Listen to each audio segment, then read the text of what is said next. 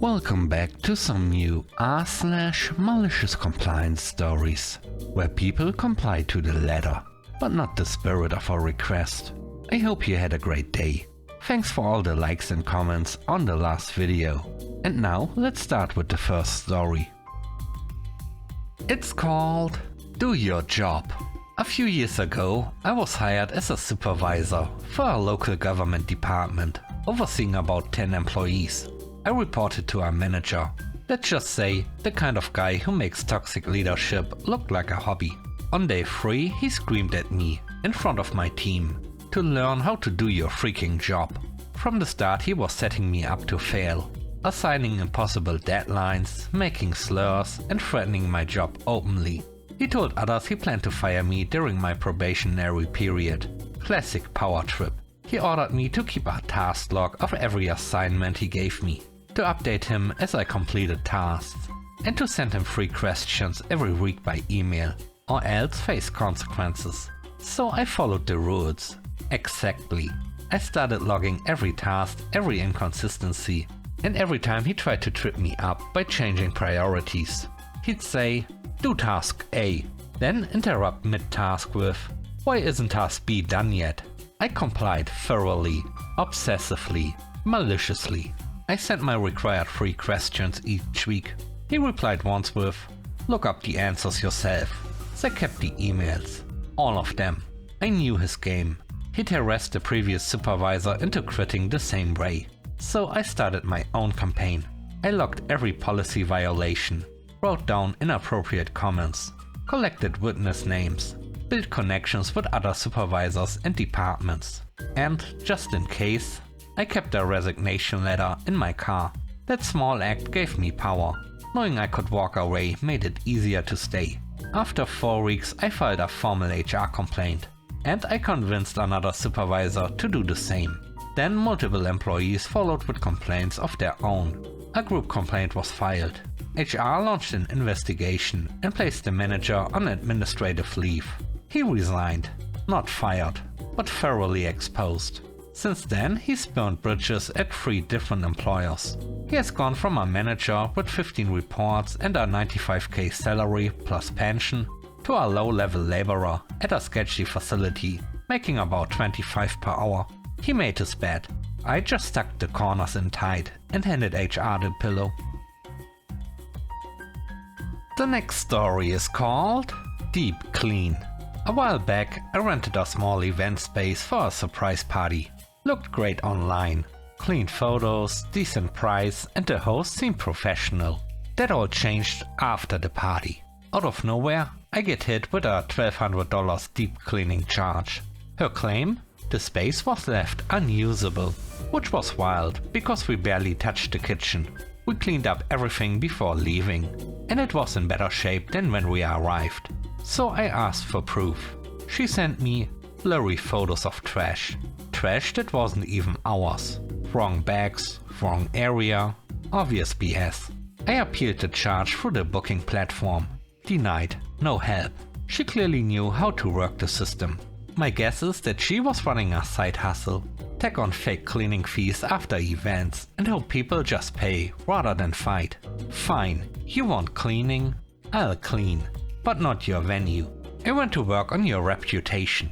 Found her business on Google, Yelp, Facebook and the events site. I left detailed, calm, 1-star reviews.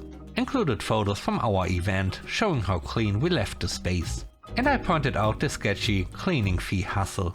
Turns out I wasn't the only one. Other people chimed in with similar stories. Same host, same scam. Her rating tanked from 4.8 to 2.9 in just a few weeks. She's now offering 50% off all bookings. Trying to clean up her reputation the only way she knows how, by taking a financial bath. The third story is called Signature Disaster. When our new boss was hired, he was hailed as a savior.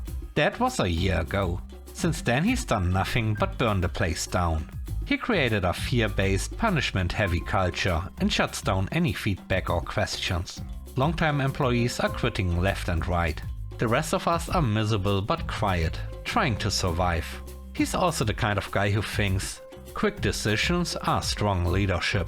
So he acts first, asks questions never.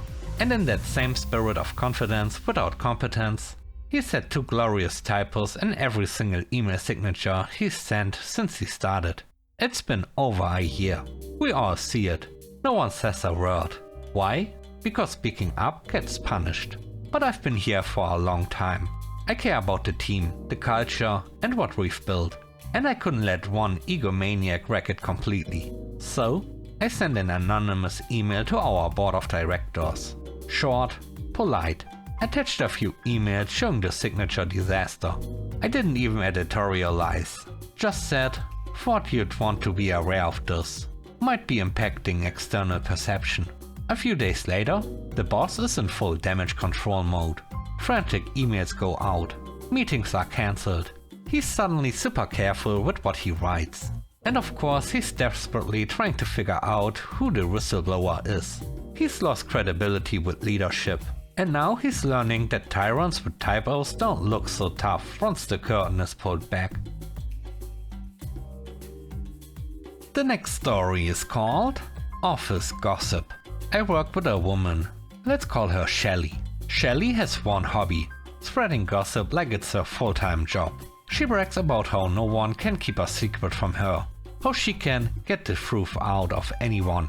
Of course, she never keeps anything to herself. So I thought, what if that trait turned on her? One Friday night, we are out at the pub after work. A few drinks in, I casually mentioned to her, I have a huge secret about Richard. Now, Richard is our quiet, nerdy IT guy. Socially awkward, maybe a bit on the spectrum. Super smart, keeps to himself. He's harmless and honestly one of the kindest people in the building. Shelly pounces. She begs me to tell her. I act all hesitant. Serious tone. Okay, but you have to swear you won't tell anyone. He told me this in strictest confidence. If it gets out, he'll be devastated. He'll probably quit. She promises. Pinky swear. Scout's honor. The whole shebang. So I lean in and whisper, Richard won over $10 million in the lottery, but he doesn't want anyone to know. He loves his job and just wants a normal life. She gasped. Her eyes light up. I can literally see the gossip muscles twitching. Over the next couple hours, I watch Shelly buzz around the room, whispering the secret into as many ears as possible. By the end of the night, Richard is suddenly Mr. Popular. Even the office ice queens are flirting with him. And for the first time ever, he actually leaves with one of them. Plot twist, Richard gets lucky. But then, post hookup, she asks him about the lottery win. He stares at her and laughs. What the heck are you talking about? The next morning, Saturday, 8 AM sharp, I get a furious call from Shelly. She's screaming about how I made a fool of her in front of the whole office. How she's humiliated and doesn't know how she'll show her face on Monday. She even threatens to go to HR, accusing me of spreading malicious rumors to sabotage her professionally. I calmly remind her, you are the one who told everyone. I told you not to. You told everyone. Richard is still blissfully unaware of the chaos. Shelly is stewing in self-inflicted shame, and I'm just sitting back with my popcorn. Let's just say Monday at the office was deliciously awkward. The last story is called Hit My Car. This happened in a student parking garage. I just parked and was finishing a phone call before heading out. That's when an SUV pulled into the space next to me. One of the girls in the SUV opened her door wide and started rummaging around in the back seat, totally oblivious to the fact that her door was repeatedly banging into my car. I looked over, no care in the world, just casually letting her door smack into my car like it's a bumper car at a carnival. After a few minutes, her friend got out from the other side. I watched her point at my car, clearly noticing the door had been hitting it. That's when the first girl finally looks over and sees me sitting there the whole time. And what does she do? Laughs. Not a nervous laugh. Not an oops laugh. Just a smug, careless, who cares, it's a beater kind of laugh. I shook my head in disbelief. Didn't say anything. I was still on my call. They walked off like nothing happened. By the time I finished my call, they were long gone. So I pulled out of the space, looped around and parked on the other side of her SUV. Then I got out and started slamming my door into hers. Once, twice, a few more times. Nothing over the top, just enough.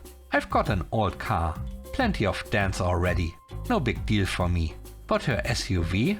Not quite so dent resistant. A couple solid creases and paint scrapes later, I was satisfied.